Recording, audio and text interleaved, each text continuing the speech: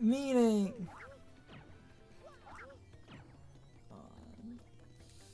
It's screen-based, and usually that would mean... I know, like... The problem is this entire area is considered the screen. So, one, because that's in a chest, that might be counting, and two, the shit in the back alleys are counting. Now, because we have... That's the one problem. Oh, is there any way onto combat? And this is the part where... Hold on.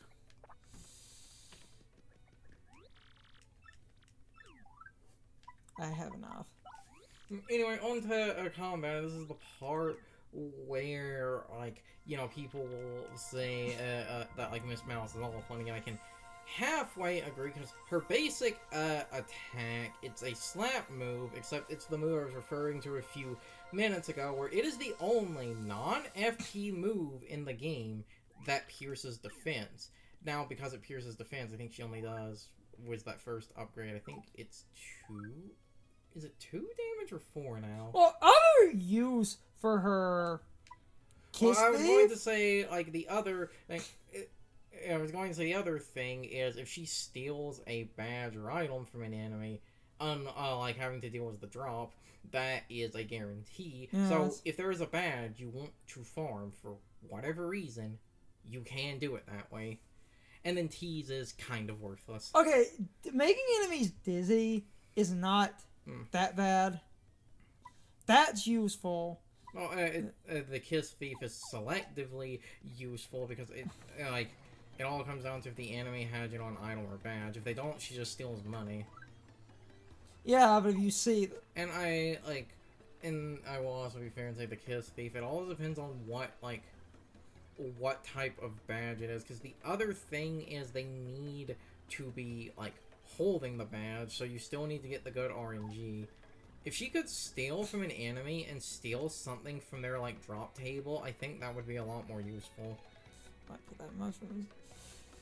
They need to be holding it, but the thing is, when an enemy is holding something, which because, like I brought up before, the, like, you know, the like, the Hyper Goombas or Hyper Claps, or both, because, again, I cannot remember who has what specific thing. They can hold the charge and partner charge badges, so because they can hold the charge and partner or charge, if you want to go get more of those for whatever reason, that's when you grab Miss Mouse and get to grinding.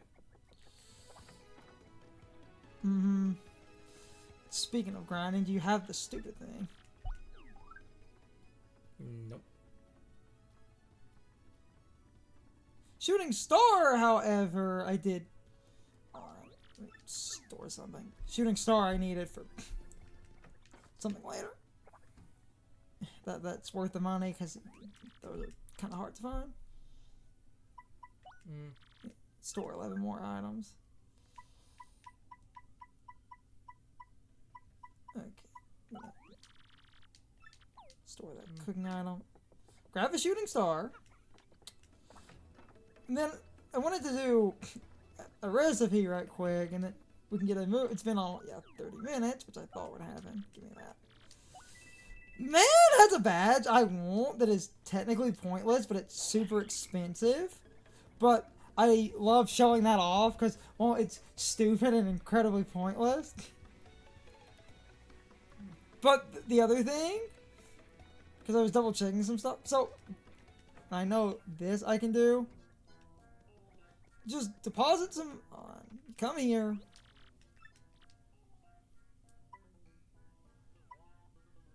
I'll do 10 for the 30.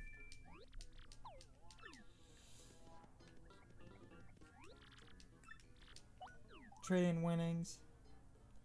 Yeah. Cake 6.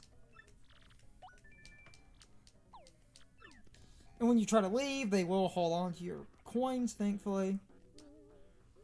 Which is good. When you come back in here. But I want a cake mix. That's the only way to get cake mix. Now, you can gamble in there and get money. And if you play this on an emulator and feel like cheating, go to the slot machine and really create save states until you get the, like, big winnings. Because I believe that slot machine will burst into, like, 40 or 50. What I wanted to do, though, because this is really good, cake mix and regular honey.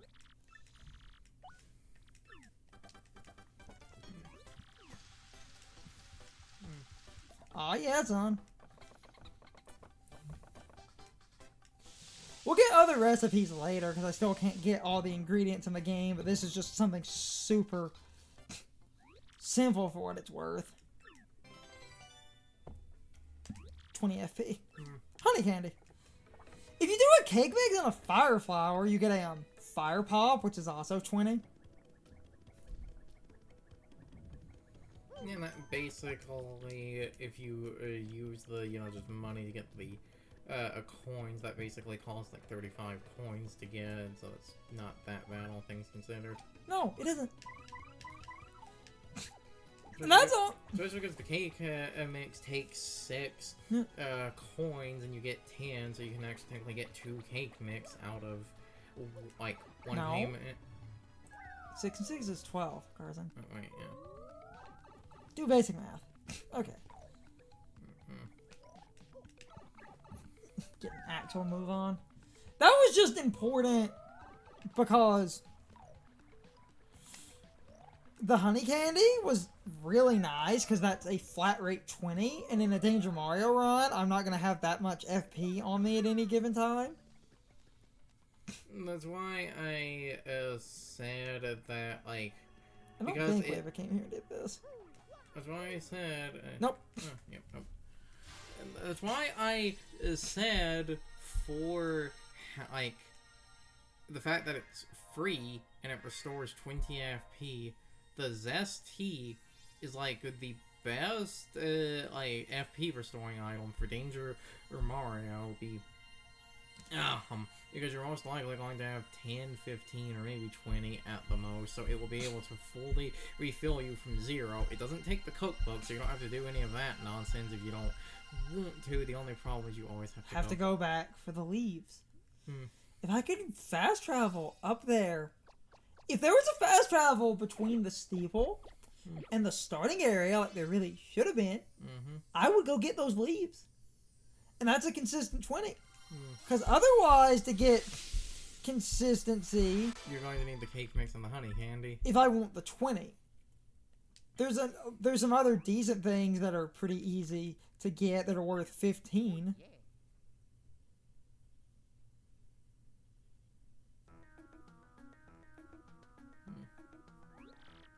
Wah. Yeah. You sure pointing at an island and you're not just doing this for a vacation? No.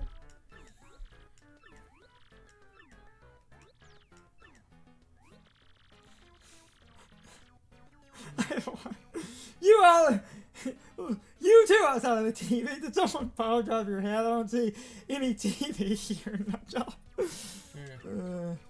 Yeah. Oh, never you mind. Don't worry about just trivial details. He broke the fourth wall. Yeah. Oh, he broke the fourth wall. This game is too meta. Even though that has always been a part of this series.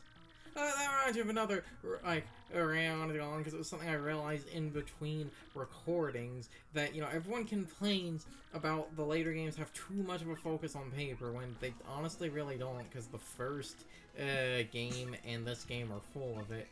Literally, the inciting incident for the story in the original Paper Mario, meaning it is the first thing you see, is Bowser taping Kamek into the storybook so that Kamek can steal the Star Rod, meaning the paper gimmick is literally the first thing you see in this series, and there is no debating that.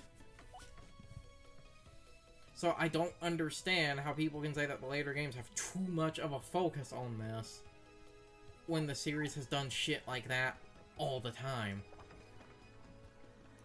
Anyway. It was literally there at the start. trying to jump around. If Sticker Star let you re-roll and get your crap back, and it worked more like a card battle game, I would have less of an issue with it.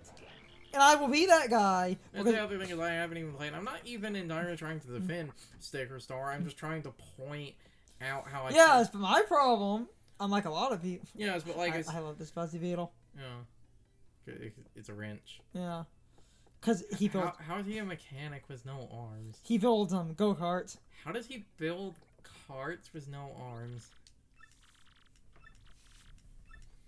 Because that's the other funny thing. I'm not even entirely trying to defend Sticker Star because I haven't even played it. I really need to play it just to say that I did. I just hate this like double standard of I feel people act like all these problems like started with Sticker Star when I feel you can make an argument that at least somewhat of a lesser like form of them do exist in this game, which is why I've been pointing out shit like. When you run out of FP, you're kind of fucked in a lot of ways. And that's sort of similar to, like, you know, Sticker Star with running out of stickers. Well, so while you can defend yourself, it's going to be like a massive pain in the ass uphill battle.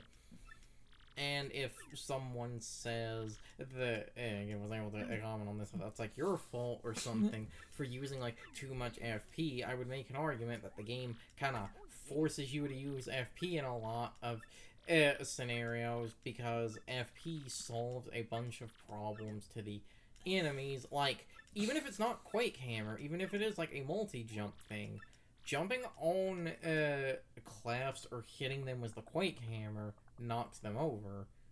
And while you can do the basic jump and that doesn't cause FP, that would only hit one. It is far better and far more optimal to hit like all of them at once with like multi-bounce or something. Or again, just Quake Hammer.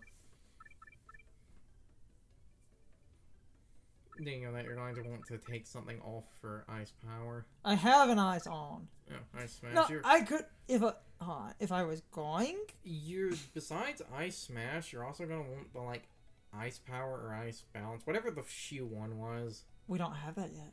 I thought we bought that. No. We have an Ice Smash. I have another Ice Smash. The other ice thing. Damn it, we're gonna need the shoe. Actually, no. To prove my point, go in there without the shoe.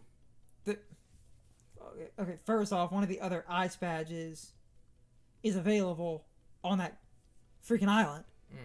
The main, I think I know what you're thinking of, and it's on that island. And we can use the hammer, and once I get that other badge, that fixes this whole other problem. What I might do is remove... Piercing Blow is pretty good. Thinking about the area...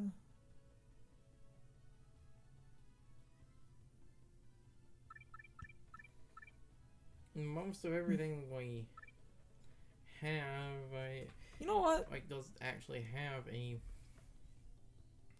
Jumping on a single foe in a row, I can remove that temporarily. Because I'm not going to need that for a while, and probably near the end I can just readjust. That'll be good.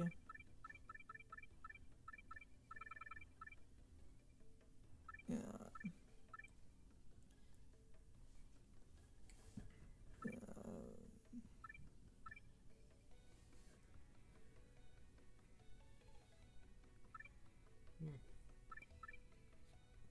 Just trying to, make... It's big ones like this that... Yeah, but that's because we still have a low FP. I know! That's why I was... And you don't have to, like, FP drain and shit, that's... I might remove damage dodge, take slightly more damage, so I can do spike shield,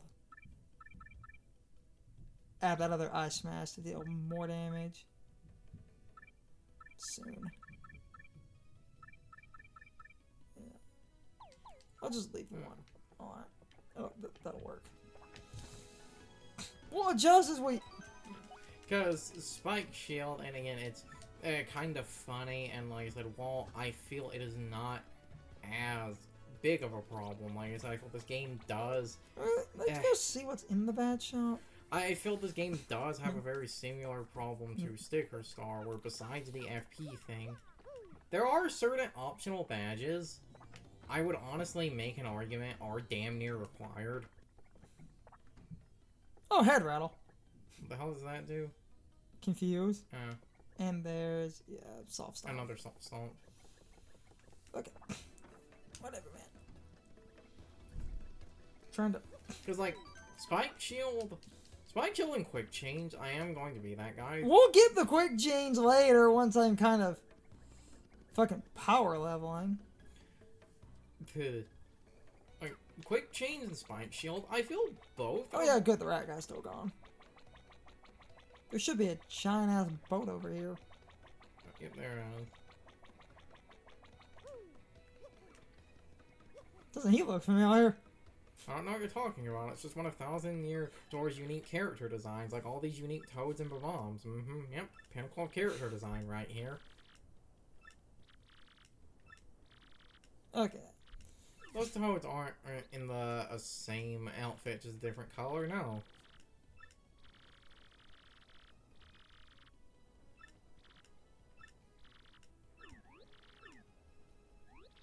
Working on it. And I know where to go for that too. So anyway. More running around, yay.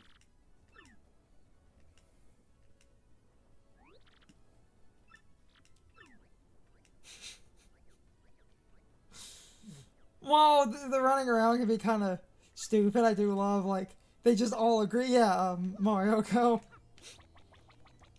Even the game knows it's padded. This, like, of all the kind of back and forth, this really isn't that bad. Like I said before, every, like, with the exception of Twilight Town, every moment of back and forth and backtracking isn't that bad on its own. The problem is that the game keeps doing it. That's the problem, that a game basically keeps doing it.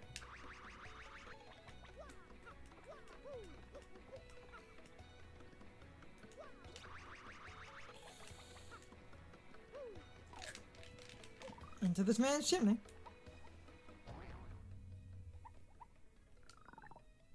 Yo, bitch. Well, first, I want to steal your crap. Taking your crap, old man! Aha. Well. That was an heirloom from my late wife, you asshole. Yes, there's a reason I made that joke. Definitely not the guy we're looking for. Oh, not at all. Okay. I mean, jumping around... It's Paper Mario, so I guess we're looking for a generic bomb. Jumping around points, like... I still... Before like, going back to the plot and shit, because of what's about to happen, even though I will not shit on one of the upcoming moments. Hold on.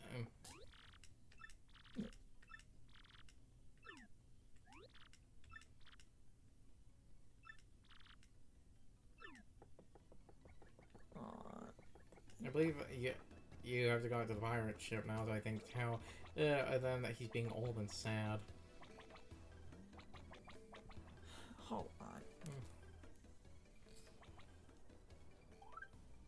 Just do the thing now.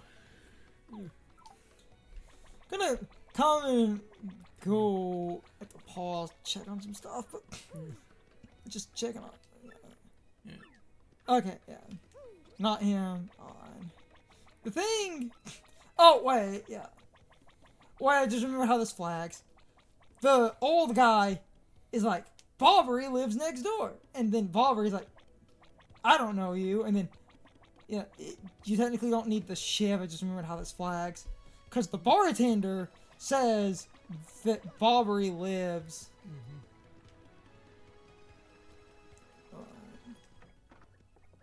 Yeah, Professor.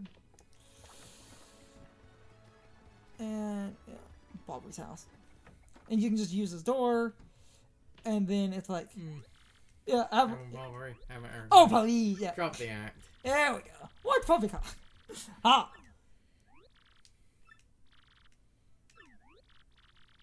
That's just not cool.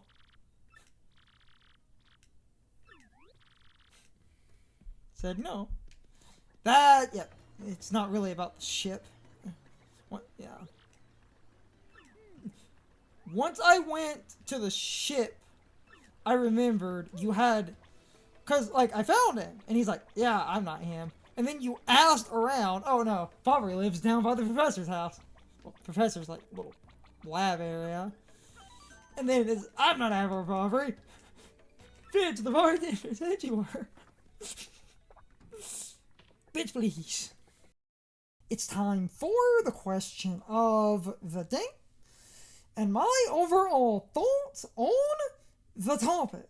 So, anyway, what is your overall opinion on the character designs in this game versus the character designs in something like Sticker Star? Because Carson keeps making jokes throughout the Let's Play that this game does not really have as many diverse and original characters as people act like it does.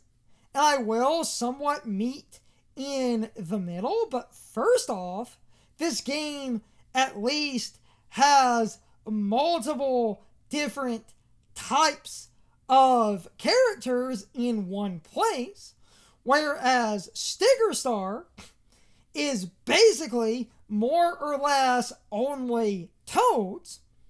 So even if some of the characters in this game are a bit generic, they still had a variety of characters that you see, and even within that, you have a few different types of characters where they at least changed up the designs a little bit for certain characters, meaning even with a few of the repeat designs, you at least had a small variety.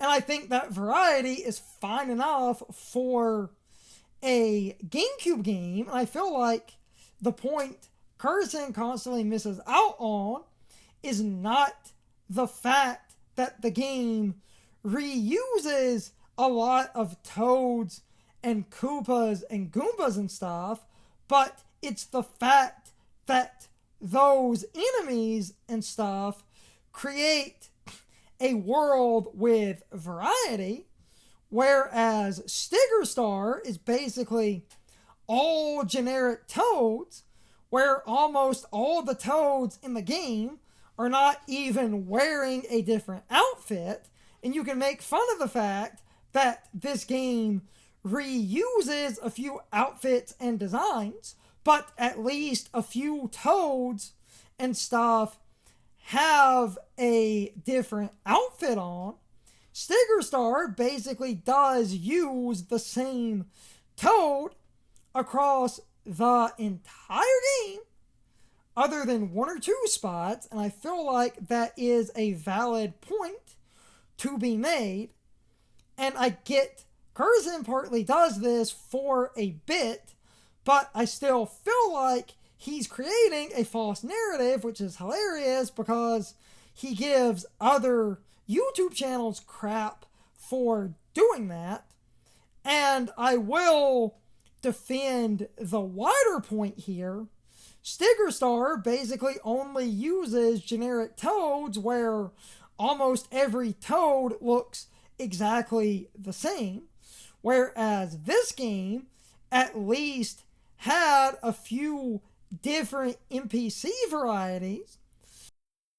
Even if they did end up copy and pasting a good few of the NPCs, which I will admit does stick out, I still feel like they changed up enough of the designs in most cases where that's not too bad.